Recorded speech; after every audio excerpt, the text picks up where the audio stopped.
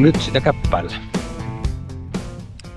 Maisema on aika tommonen erinäköinen, kuin mihin on yleensä tottunut.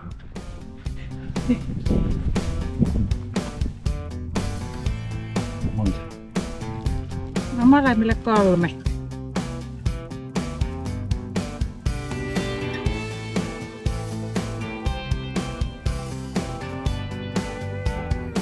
Tykästytään maata.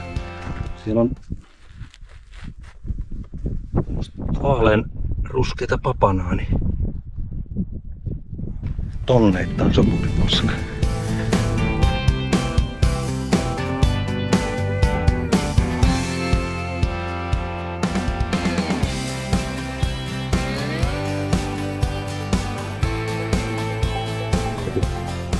Parikymmentä graadia lämmintä. Aika täydellisen ihanaa.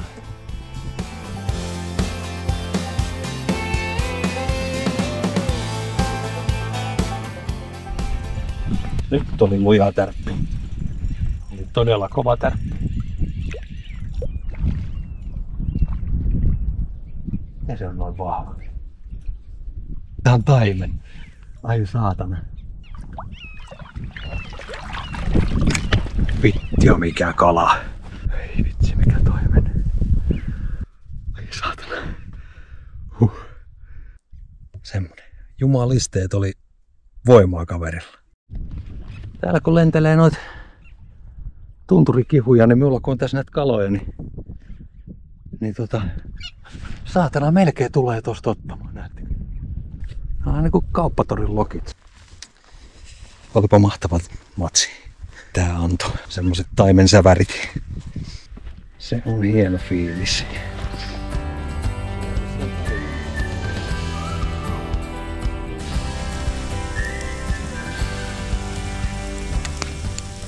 Kyseinen ranta on kyllä hieno. Tässä on täysin poikkeavaa. On tää rannan materiaali johtuu paikallisesta kivilajista, joka on tuommoista ihmisen liuskekiveä.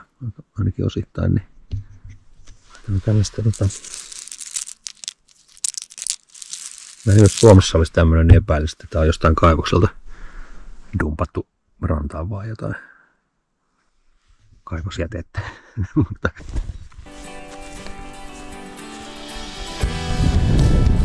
Ekalla heitolla. Aika voimakkaasti.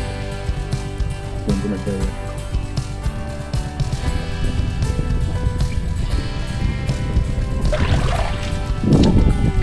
Ei mikään veijari. Vähän takeemme.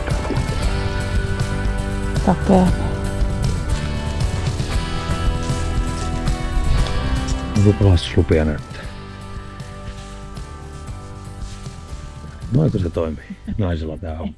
Ei toimi. Miesten pitää maksaa norjalaisille. Näin. Ja nyt jatko matkaa. No kyllä se silti vähän eri lailla toimii jotenkin mun mielestä. Luvat on kunnossa. Aina mennään nyt. Asia selvä. Päivän kalaressu meni simmottis, että ekalla heitolla tuli se komia taimen, mutta ei tohdittu sitä ottaa, kun haluttiin kalastaa päivä ja sitten olisi pitänyt kuljettaa sitä kalaa repussa ja kaikkea semmoista. Pahoja ongelmia tulee, jos on liian hyvä tuuri heti alussa.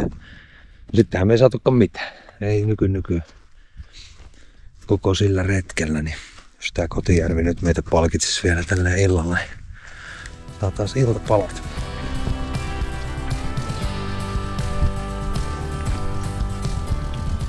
Donotiittiä näyttäisi olevan. Te olisi tommonen tactical food pack. Näitä ei pitäisi löytyä täältä. Motherfuckers.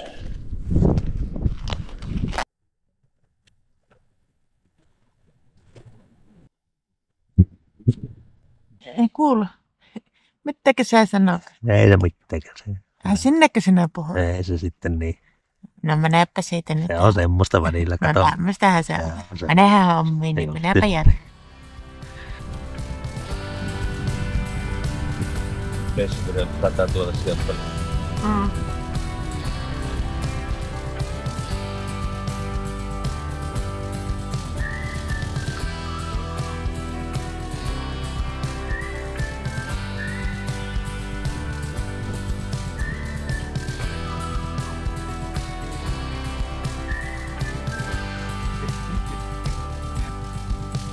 Aika pitkään jaksavat leikkiä.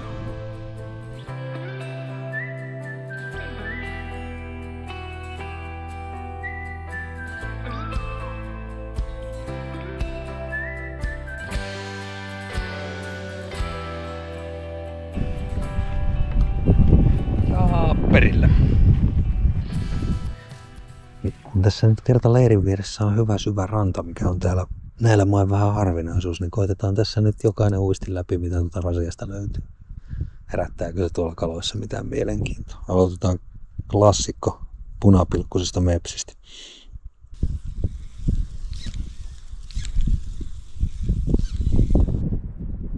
Mitäs sitten? Hopeinen kakkoskoon mepsi. Näitä mepsejä on niinku meikäläiselle ihan hitosti, kun aikanaan niillä Ounasjoella kalastettiin aina ja saatiin harjusta, niin siitä se sitten vähän niinku jäi päälle.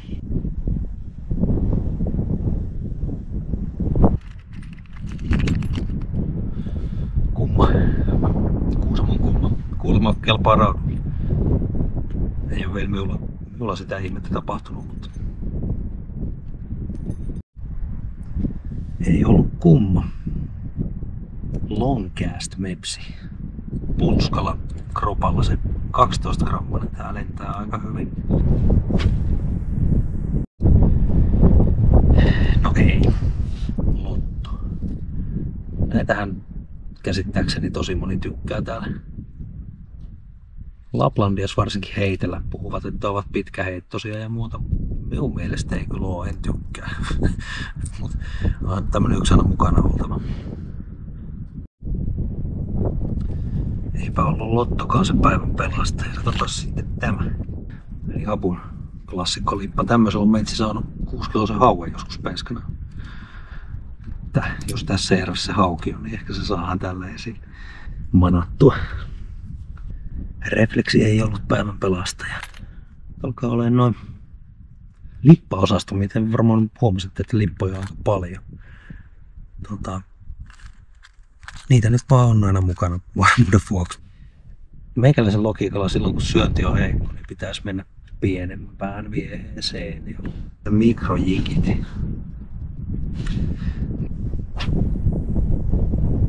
Ruskehtava vähän vielä naturellimpi. Pikkujiki. On keltaista ja punaista. Ei kelpaa mikrojikitkään. Räsäseen ja nimenomaan tähän ns. Kalikokatväriseen räsäseen. Juei. Tinttipelti. Taimen homma. Aika iso. Hirveä iso koukku. En ikinä muista tämän nimeä, mutta näitä on täällä useampia. Lentää kilometrin päähän ja viimeisenä tämä.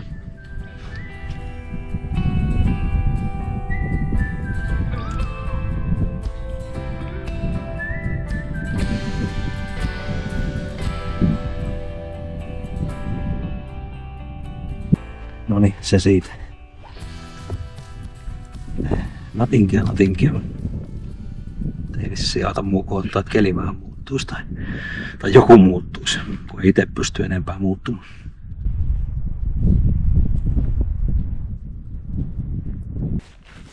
Tossa on aika hyvä netti. Selvitimme tämän mysteerin. Tää on nimeltään ruohokanukka. Ja marjat ei kuulemma ole myrkyllisiä, kuulemma internet kertoo, mutta eivät niin hyvänmakuisia, että niitä kukaan vitsisi syödä, mutta maistaahan se nyt kuitenkin pitää. Siemenet rouskuu ainakin kovin. Hirveän mieto maku.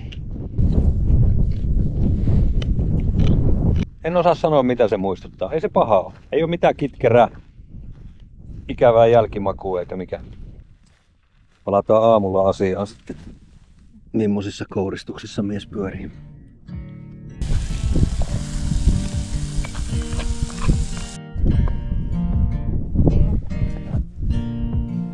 Kippis. Mitä on? Mä lähden tästä tonne heittää myötätuuleen. Ja sitten sä lähdet tuonne. Vasta tulee. Kalat on ollut nyt niin suusupussa tässä pari päivää, että niillä täytyy olla nälkä. Ja tuossa meidän leiripaikan vieressä, mikä muuten on ihan hieno, mutta siinä on tosiaan noita jätekasoja, kaasupulloja ja sadetakkia ja muovia ja tietenkin kaljatölkkejä ja rikottuja viinapulloja kasoittain. Niin siinä on myös semmoset ison kalan leuat, leukaluut. 5-10 senttinen pelkkä se leuka. Et jos ei sitä ole tänne, jos ei se on Norjan kassilohi, joka on kaupasta tänne tuotu, niin se on sitten saatu varmaan tästä järvestä. Siinä vaiheessa, kun Ruijan polkua pitkin alkoi tulla suomalaisia kalaa tänne, niin viikingit he joutui sitten väistämään ja poistumaan näiltä alueelta. Ja lähtö oli kiireellinen, koska suomalaiset kalamiehet oli sitten kovempia jätkiä. Täältä lähdettiin kovaa, siis niin kovaa jopa, että karhun lenkkarit jäi viikingiltä tuohon. Itse asiassa vasemman jalan asiksi ja vasemman jalan karhu jäi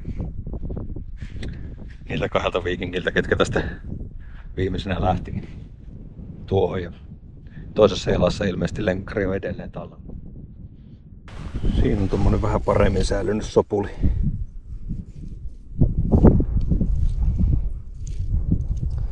Vatsapuoli. Tuolla on pää, katos vaan hampaat näkyy, muuten sitä ei oikein erota. Tuossa on hampaat. Voisikohan se tarkoittaa sitä, että se on viime syksynä ollut se sopulivaellus täällä? Tai se huippuvuosi, en tiedä miten nyt oikeasti vaeltaa, kun se on vissiin ihan läppä se, että ne juoksee mereen. Se on joku Disney-elokuvan dramatisointi asiasta, joka ei pidä paikkaansa. Niitä sit vaan välillä on tosi paljon jonkun intervallin välein. Ja nyt kun niitä on tollasia pieniä raatoja täällä vielä jäljellä, niin ja paskaa on kuitenkin noin paljon, niin ei siitä voi kovin kauan olla, mutta ei se tänä kesänä ole tapahtunut. Eli joskus se sitten viime syksyn juttu. Ja ne on nyt talven, osa noista raadoista on talven sitten säilynyt ja muut elukat ei ole niitä syönyt ja ne on tolleen muomioitunut. Et viime syksynä täällä on ollut aikamoinen tömin.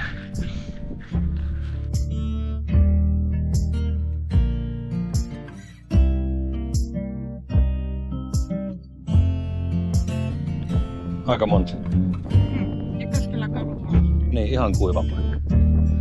Maa niinku halkeilee kuivuttaa ja täällä kasvaa hillo.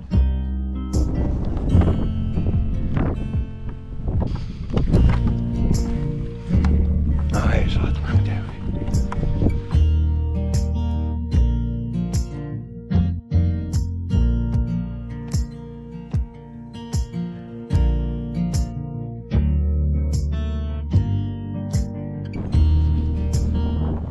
Teltta siellä. Nyt on 8 metriä sekunnissa on ton säätiedotuksen mukaan, Yrnon mukaan, niin tuulen voimakkuus. Ja meinaa Sorsalähtä päästä ja huomiseksi lupaa 10 metriä ja puskissa 15 ja vesisadetta. Niin kyllä se aika tommonen, ei edes niin kova tuuli, niin on aika kova tänne puuttapilan lakeuksella.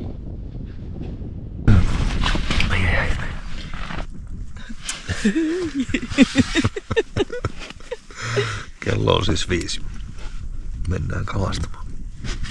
Nyt on vähän semmoista lievää pakonomaista tarvetta yrittää. No joo, ei ollut tosi huono kalatuuri.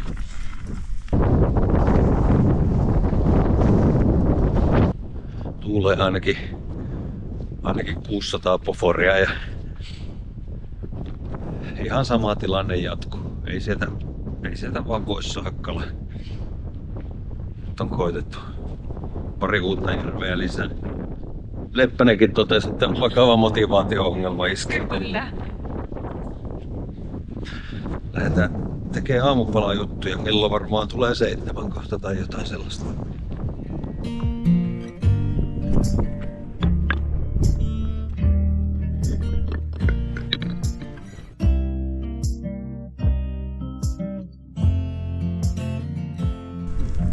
kirjan viimeiset sivut menossa. Operaatio risukeitin, koska letut halutaan paistaa. Kaasu on tosi vähissä. Epäilys on, että se on nyt falskaillut jostain toimivia kaasupulloa ja sitä ei noin paljon olisi pitänyt mennä.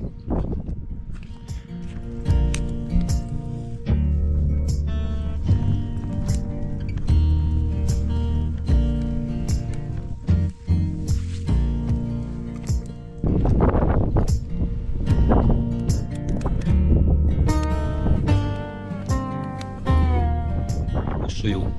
Ihan hyvin.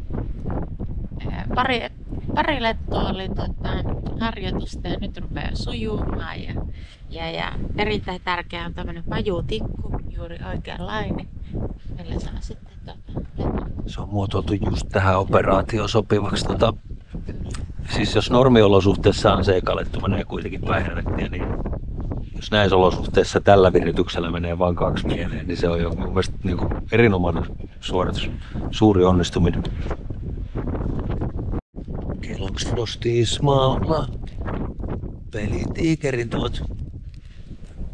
Mitä siihen sit sanottiin vielä? Ei. Ei. Niin tuot. Niin tuot.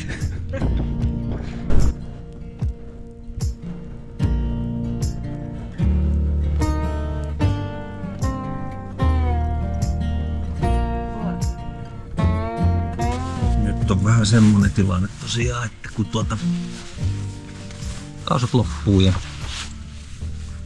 kalaa ei tuu, vettä rupee satamaan ja huomisaamuun olisi ollut tarkoitus järvistellä, mutta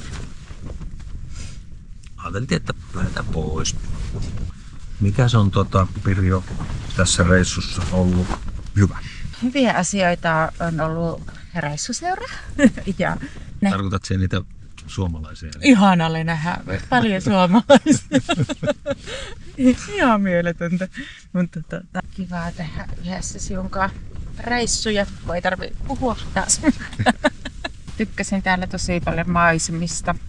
Ei ollut ötököitä yhtään. Ei. Yhtenä iltana vähän mäkäräisiä, mutta sitten sen jälkeen ei ollenkaan. Kalaa päästiin syömään kyllä.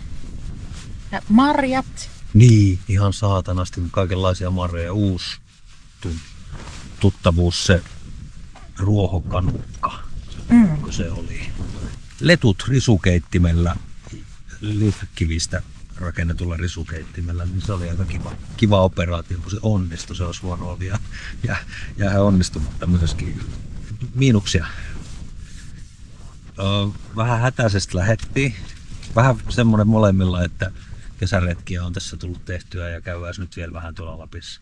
Unohtui kaikenlaista. Varakaasu olisi varmaan ollut ihan fiksu ottaa. Tällainen nopeasti suunniteltu reissu, niin ei ehkä meikäläisellä toimi, että tarvii sen tietosuunnittelua ajaa.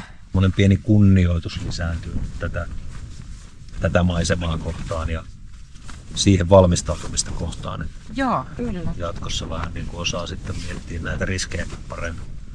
Mielenkiintoisena asiana suunnistamisen vaikeus ja helppous. Helppoa on ottaa suunta ja pitää se, kun ottaa sen vaan ja fiksaa jonkun nyppylän päälle sen oman katseen ja menee sitä kohti, niin sillähän se toimii. Mutta toisaalta sitten, kun on tottunut katselemaan suomalaisia maastokarttoja, niin norjalaisten kartat, ainakin mitä itse onnistun löytämään, niin on kyllä tosi epätarkkaa kamaa, että tosi helposti pummaa. Korkeuskäyristä varsinkin niin ei pysty päättelemään kaikkia näitä maaston muotoja. Käyräväli on 20 metriä, kun Suomessa se on 5 tai jopa 2,5. Vaikutti siltä, että ei kukaan tässä ole kaalittu kalaa nyt saa. Joo. Kaikki vastaan tulleet valitti samaa, että ihan hiljasta ollut viimeiset päivät tässä näin. Että ei nyt ihan pelkästään omalle kontolle ota tätä kalan saamattomuutta tässä. Tämä hyvä kokemus, kyllä mä tykkäsin.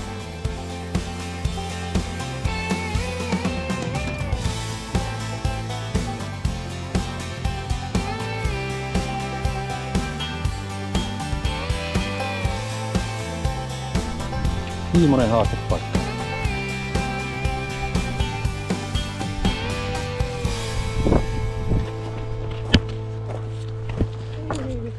Loppunousu. Autot Autokin muuttuu. Autokin on vaihtanut väriä. Voi paska.